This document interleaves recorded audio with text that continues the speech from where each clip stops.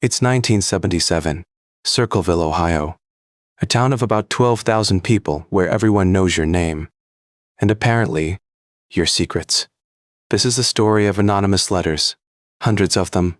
Someone was watching, someone was writing, and someone would die because of it. The writer knew things no one should know. They made accusations, they made threats, and 40 years later, we still don't know who they were. Mary Gillispie was a school bus driver. Ordinary life. Ordinary routine. Then one day, a letter arrived. No return address. Block letters. The letter said the writer knew about an affair between Mary and the school superintendent, Gordon Massey. Someone had been watching her house. They knew when she left, when she came home. Personal details that meant someone was out there, in the dark, taking notes. Mary showed the letter to her husband Ron, and that's when everything started to unravel. Circleville sits in Pickaway County, about 25 miles south of Columbus. Farm country. The kind of place where a scandal could destroy you. In towns like this, reputation is currency. Everyone knows your business, or at least, they think they do. The letters weren't just about Mary. They went to her husband Ron. They went to Gordon Massey, the superintendent. They went to the school board. The writer demanded that Gordon Massey be fired. They threatened to expose the affair publicly if action wasn't taken. The tone was furious, obsessive. The affair accusations were never publicly confirmed or denied, but the letters kept coming, dozens of them, spreading through the community like a virus. Ron Gillispie became obsessed with finding the writer. He drove around town at night, watching, waiting, trying to catch whoever was watching them. The letters didn't just target the Gillispies. Other Circleville residents received them too. Accusations of embezzlement, domestic violence, even murder. Someone in Circleville knew everyone's secrets, or at least claimed to. The letters named names, specific dates, specific places. This wasn't random harassment. It was targeted. Precise. Whoever was writing these letters had access to information that shouldn't have been available. Some letters arrived at workplaces, others at homes. The writer seemed to know exactly where people would be and when they'd be there. Then, in 1977, Ron Gillispie died. His pickup truck crashed into a tree on a dark country road. Police ruled it an accident, but there were problems with that conclusion. Ron had a gun in his truck. It had been fired. One shot. And there were anonymous letters in the cab. Some investigators believed Ron had finally caught the letter writer, that the confrontation had gone wrong, that what happened next was no accident. Mary was now a widow. The letters had cost her everything, but whoever was writing them wasn't finished. After Ron's death, the letters continued. The tone shifted. They became more threatening toward Mary directly, more personal, more dangerous. 6 years after Ron's death, in 1983, Mary found a sign posted near her bus route, a thread aimed directly at her, and something was attached to it. Behind the sign was a box. Inside the box was a loaded gun, rigged with a string so that pulling the sign would fire the weapon. A booby-trap. Mary called the police. Investigators traced the gun. It was registered to Paul Freshour, Mary's ex-brother-in-law. Her husband Ron's brother. Paul Freshour, the brother of the man who died, the former family member of the woman being targeted. Suddenly, everything seemed to make sense. Paul was arrested. He was charged with attempted murder for the booby-trap, and investigators believed they'd finally found the Circleville Writer. He was convicted and sent to prison. The case seemed closed. The town could finally breathe again. But then, the letters started coming again. While Paul Freshour sat in his cell, new letters arrived in Circleville. Same handwriting, same accusations, same intimate knowledge of the town's secrets. How could Paul be writing letters from prison? He was under surveillance. His mail was monitored. The logistics didn't add up. Some believe Paul had an accomplice on the outside, a partner who continued the campaign while he took the fall. Others weren't so sure. A different theory emerged. What if Paul wasn't the writer at all? What if the real author had framed him, using a gun registered in his name? Guns can be borrowed. Guns can be stolen.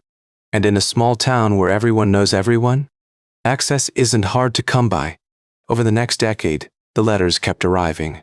Different postmarks, different paper, but always the same unsettling knowledge of private lives. The sheriff's office received them. The local newspaper received them. Anyone who had ever investigated the case became a target themselves. Imagine being one of the investigators. You've put a man in prison, the case is closed, but every few weeks, another letter. Watching you. Judging you. Handwriting analysis was inconclusive. Some experts said the prison letters matched Paul's writing. Others said they didn't.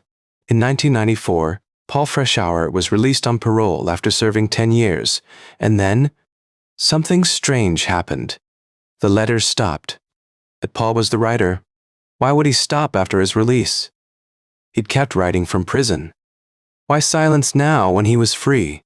But if he wasn't the writer, why did the letters stop when he got out? Did the real author fear being caught now that Paul was free to hunt them? Paul Freshour died in 2012. He maintained his innocence until the very end. He said he'd been framed, that he knew who the real writer was. He claimed the writer was still out there, that justice had never been served. But he never named anyone publicly. The secret, if he had one, died with him. Some investigators believe Mary Gillispie herself may have been involved, either as an accomplice or as the sole author. The woman everyone assumed was the victim. Think about it. She received the first letters. She was at the center of every escalation. And after Paul's release, nothing. The campaign ended when it served no one. But investigators could never prove it. Mary denied any involvement. She said she was the victim of a stalker.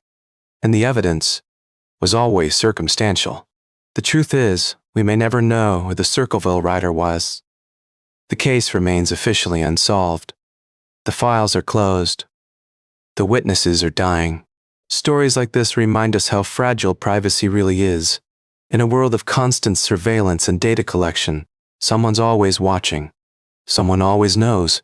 The Circleville case shows how anonymous harassment can destroy lives, marriages, careers, even lives themselves, and how difficult it can be to prove who's responsible. If you're dealing with harassment, consider documenting everything. Save every message, note every date. The pattern often reveals what individual incidents can't. And if you're ever tempted to dismiss small-town mysteries as simple, remember this one.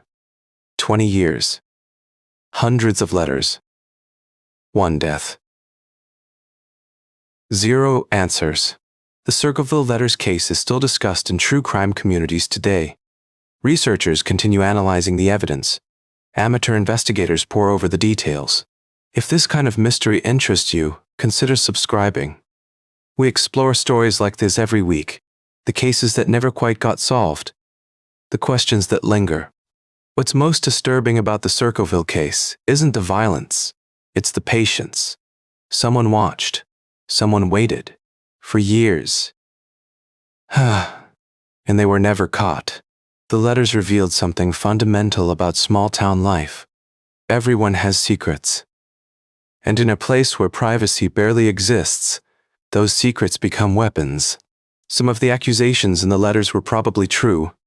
Affairs do happen. Embezzlement does occur. But the writer wasn't seeking justice. They were seeking control. And that's what makes this case so unsettling. It wasn't about truth or lies. It was about power. The power to expose. The power to destroy. Anonymously.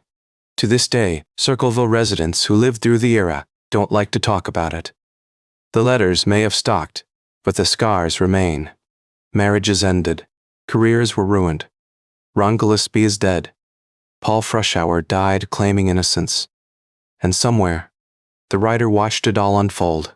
The Circleville Writer was never caught, never named, never proven. Just a ghost in the postal system, watching, writing, waiting, and maybe that's the point. Some mysteries don't get solved, Some writers never sign their name.